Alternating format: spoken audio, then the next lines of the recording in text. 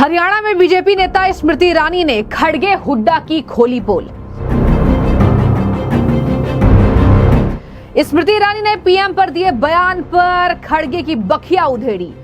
कांग्रेस से संस्कारों की उम्मीद नहीं। मुझे कांग्रेस के किसी भी नेता से संस्कारों की अपेक्षा नहीं है जहां तक नरेंद्र मोदी का सवाल है। ये नरेंद्र मोदी के संस्कार का परिचय है कि उन्होंने इतनी तीखी टिप्पणी और इतने भद्दे शब्दों के बावजूद खड़गे जी को पूछकर उनका स्वास्थ्य जाना। स्मृति ईरानी ने कांग्रेस के दलित विरोधी होने का दिया सबूत। कहा, हुड्डा जी शैलजा जी को सीएम फेस क्यों नहीं बनाते। अगर कांग्रेस पार्टी इतनी दलित हितैषी है तो शैलजा जी को मुख्यमंत्री के कैंडिडेट के नाम पर घोषित क्यों नहीं करती। स्मृति ईरानी ने कहा, कांग्रेस के हाथ मिले हैं, दिल नहीं। वो मिलाप ही क्या जो मजबूरी में हुआ। हाथ मिले हैं, दिल मिले हैं क्या? और वो मिलाप क्या जो मजबूरी में हो। स्मृति ईरानी ने कांग्रेस को सबसे बड़ा किसान विरोधी बताया।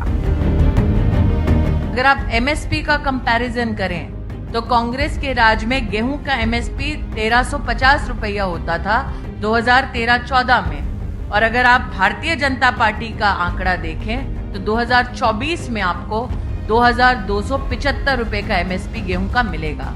तो हितैषी कौन? वो भाजपा जो 2275 रुपए एमएसपी का देती है, या वो कांग्रेस पार्टी जो कम पैसा देती है और एमएसपी ऑपरेशन भी सक्सेसफुली नहीं करती है। नमस्कार, प्यारा हिंदुस्तान में आपका हार्दिक अभिनंदन है। आपके साथ में सृष्टि मिश्रा। बता दें आपको, हरियाणा में चुनावों के बीच भाजपा नेता स्मृति ईरानी हरियाणा पहुंची। स्मृति ईरानी ने आपको बता दें लाइन बाय लाइन कांग्रेस के दलित विरोधी होने का, कांग्रेस के किसान विरोधी होने का और खड़गे के बयान पर कांग्रेस की पूरी बखिया उधेड़ी है। आपको क्रमशः बताएंगे कि किस तरीके से स्मृति ईरानी ने कांग्रेस की पोल खोली है। सबसे पहले तो स्मृति ईरानी ने साफ तौर पर पीएम मोदी के अपमान का पूरा हिसाब कांग्रेस से मांगा है। पीएम मोदी पर दिए बयान पर खड़गे को खरी खोटी स्मृति ईरानी ने सुनाया है, बताया है कि किस तरीके से ये कांग्रेस पार्टी दलित विरोधी है, ओबीसी विरोधी है। इन्हें बर्दाश्त नहीं है कि किस तरीके से आज देश का ओबीसी समाज का एक इंसान देश का नेतृत्व कर रहा है, देश में प्रधानमंत्री के पद पर बैठा है। उन्होंने साफ तौर पर कहा कि कांग्रेस ने कॉन्स्टिट्यूशनल इंस्टीट्यूशन का अपमान किया है। आपको बताते हैं कि स्मृति ईरानी ने कहा है कि सबसे पहले तो जनता आप ये समझ लें कि कांग्रेस से संस्कारों के हमें उम्मीद ही नहीं है। और सही बात है। आप देखिए ना दर्शकों, खड़गे के बयान पर इसी वजह से आपत्ति जताई जा रही है क्योंकि देखिए, खड़गे एक मंच पर जनसभा को संबोधित कर रहे थे, वहां उनकी तबीयत बिगड़ती है और वहां उनकी तबीयत बिगड़ने के बाद भी उनका शर्मनाक बयान आता है कि मैं जिंदा रहूंगा और तब तक जिंदा रहूंगा जब तक मोदी को उनके पद से ना हटा दूं। उसके बावजूद भी पीएम मोदी ने खड़गे को फोन करके उनके स्वास्थ्य की जानकारी ली, उन्हें शुभकामना दी और कहा कि ईश्वर से कामना करता हूं खड़गे जी आप जल्द ठीक हो जाएं। उसके बाद से बीजेपी नेताओं को यह बात तनिक रास नहीं आई कि कैसे इतने बड़े संवैधानिक पद पर बैठा हुआ व्यक्ति अगर कांग्रेस के अध्यक्ष का हाल जानने के लिए फोन करता है और उस तरीके से उन्हें खरी खोटी पीएम मोदी के खिलाफ खड़गे जी कहते हैं, तो बीजेपी नेता भी इसमें पीछे ना हटे। बता दें आपको, स्मृति ईरानी ने कहा कि कांग्रेस से सबसे पहली बात तो संस्कारों की उम्मीद हमें नहीं है और दूसरी बात, मैं पीएम मोदी का सम्मान करती हूं। किस तरीके से इतनी भद्दी और आपत्तिजनक भाषा का उपयोग करने के बावजूद भी उन्होंने खड़गे जी से हालचाल डाला। मैं चाहूंगी सबसे पहले आप सुन लीजिए कि स्मृति ईरानी ने किस तरीके से खड़गे के बयान पर पूरे कांग्रेस पार्टी की बखिया उधेड़ कर रख दी। मुझे कांग्रेस के किसी भी नेता से संस्कारों की अपेक्षा नहीं है जहां तक नरेंद्र मोदी का सवाल है। कांग्रेस दलित विरोधी है, इसका प्रमाण तो हरियाणा की जनता ने देख लिया। ओबीसी विरोधी है, ये इस बात से भी दर्शाया जा सकता है कि एक ओबीसी समाज का गरीब व्यक्ति जब देश का प्रधानमंत्री बनता है तो वो एक कॉन्स्टिट्यूशनल इंस्टीट्यूशन का प्रतीक बनता है। तो संविधान के खिलाफ, ओबीसी समाज के खिलाफ और संस्कार विहीन कांग्रेस की इस प्रकार की टिप्पणी आपको आश्चर्यचकित नहीं करनी चाहिए।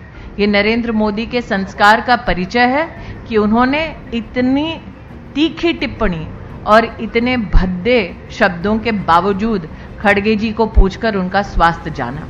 अब आपको बता दें कि दूसरी बात जो हरियाणा में स्मृति ईरानी ने पूरे कांग्रेस पार्टी को घेरा है वो है दलित विरोधी। जाहिर सी बात है, शैलजा जी का मुद्दा देखिए जोरों शोरों से पार्टी आलाकमान उठा रही है, यानी कि बीजेपी उठा रही है। और देखिए ना, शैलजा जी सार्वजनिक मंचों पर जाती हैं तो कहती है मुझे हुड्डा जी नहीं बुलाते हैं। हुड्डा जी कहते हैं बीजेपी अपना काम करे, हम शैलजा जी को मना चुके हैं और हम हाथ मिलाते नजर आ रहे हैं। अब देखिए, हाथ मिलाने पर राहुल गांधी और हुड्डा को स्मृति ईरानी ने घेर दिया। कहा हाथ मिले हैं, दिल नहीं मिले। वो कैसा मिलाप जो मजबूरी में हो।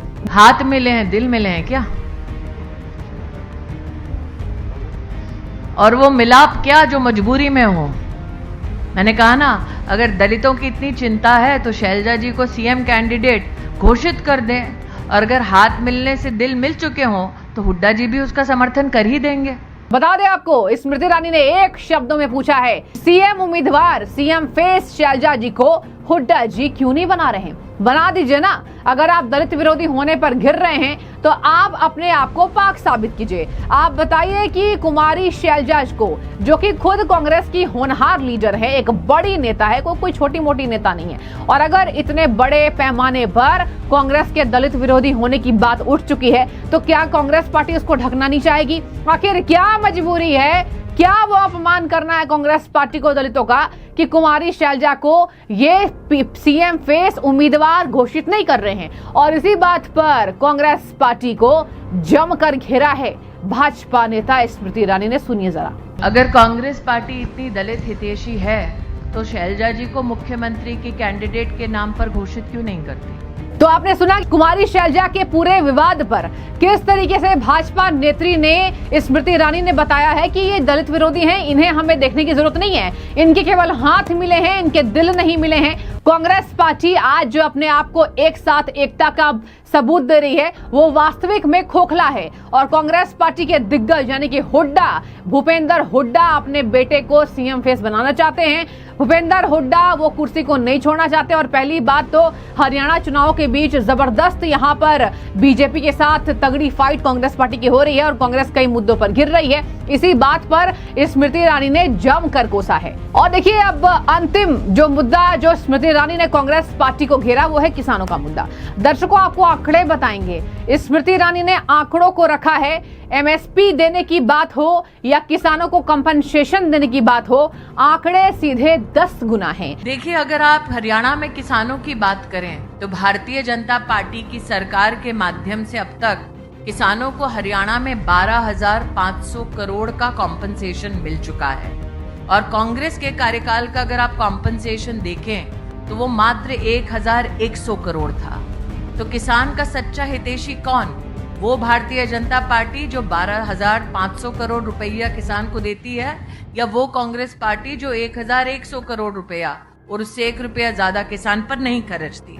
दूसरा, अगर आप एमएसपी का कंपैरिजन करें तो कांग्रेस के राज में गेहूं का एमएसपी 1,350 रुपया होता था 2013-14 में, और अगर आप भारतीय जनता पार्टी का आंकड़ा देखें तो 2024 में आपको 2,275 रुपए का एमएसपी गेहूं का मिलेगा।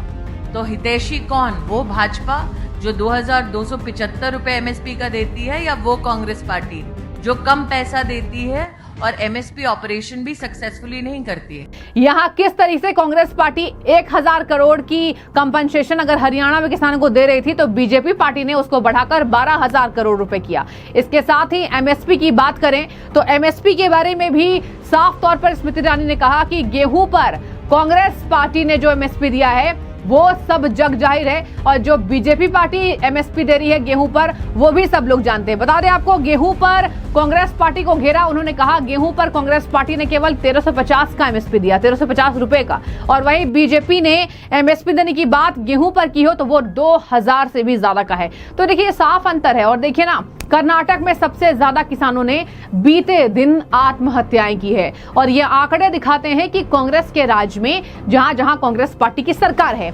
कर्नाटक में है, कर्नाटक में तो वैसे भी ये 5 गारंटियों पर घिरे। हरियाणा में ये अपनी सरकार बनाना चाहते हैं, लेकिन पहले से ही बीजेपी वहां पर सरकार बनाए बैठी है और बीजेपी ये बात जानती है कि कांग्रेस पार्टी का आना इसलिए मुश्किल है क्योंकि कांग्रेस पार्टी ने अपने दलित विरोधी होने का पैमाना सेट कर दिया। और हिमाचल में बात करें तो बदहाली है, कंगाली है, इनके फंड नहीं है कि सीएम साहब भी फंड नहीं ले पा रहे हैं। और यही वजह है कि कांग्रेस पार्टी हरियाणा चुनाव में इतनी ज्यादा घिर गई है कि मुद्दे भारतीय जनता पार्टी के पास अब ज्यादा है।